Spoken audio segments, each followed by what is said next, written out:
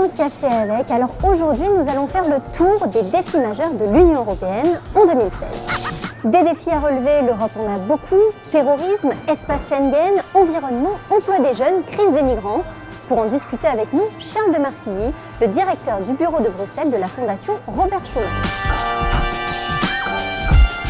Si on devait parler de tous les défis de 2016, c'est pas un café avec, mais ce serait un déjeuner et un dîner avec pour être sûr de tous les couvrir. Une année qui sera dans la continuité de 2015, 2015 qui n'était pas forcément une année charnière, mais qui était une année d'une succession de crises. Il y en a deux majeures. Il y a la question grecque, qui temporairement a trouvé une réponse mi-juillet, et puis évidemment la question de la crise migratoire. Et on va rajouter en 2016 des crises presque identitaires par rapport à l'Union européenne, soit par rapport aux pays de l'Est qui veulent essayer d'avoir une sorte de nouveau modèle, plutôt très conservateur, voire ultra conservateur, et puis évidemment la question britannique. En juin 2016, le Royaume-Uni pourra choisir par référendum de rester membre ou de sortir de l'Union européenne. C'est un peu un caprice de riche. Le Royaume-Uni aujourd'hui n'est très clairement pas la priorité en termes ni de statut, ni de capacité économique. C'est pas un pays qui est à la dérive. Donc aujourd'hui, c'est un peu le cheveu sur la soupe européenne. Et je pense que sincèrement, on s'en passerait bien et que ce n'est pas le moment d'avoir ce type de discours.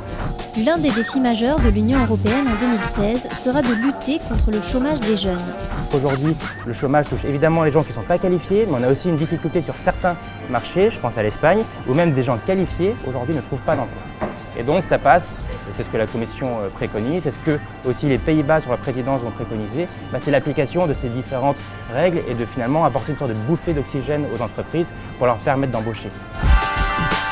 Autre défi de taille, la question de l'espace Schengen. Schengen par exemple, vous aviez le Dijsselbloem qui avait proposé un mini Schengen. Donc il y a des réflexions au sein des Pays-Bas qui sont déjà assez poussées. Depuis les années 90, l'enthousiasme pro-européen sincèrement a diminué, pour pourtant un État qui est membre fondateur. Donc ce n'est pas un pays qui va pousser vers plus d'Europe de façon politique très large, mais qui en revanche va pousser vers plus d'intégration sur des parties spécifiques.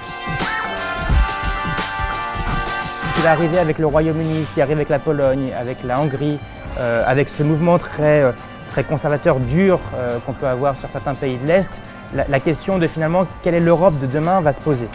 Et on voit qu'aujourd'hui on repousse.